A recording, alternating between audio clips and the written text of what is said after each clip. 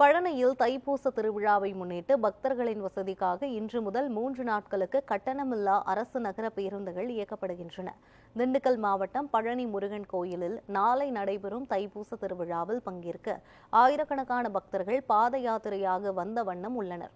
அவர்களுடைய வசதிக்காக பேருந்து நிலையம், ரயில் நிலையம் மற்றும் சண்முக நதியிலிருந்து நின்று முதல் 3 நாட்களுக்கு கட்டணமில்லா அரசு நகர பேருந்துகள் இயக்கப்படுகின்றன.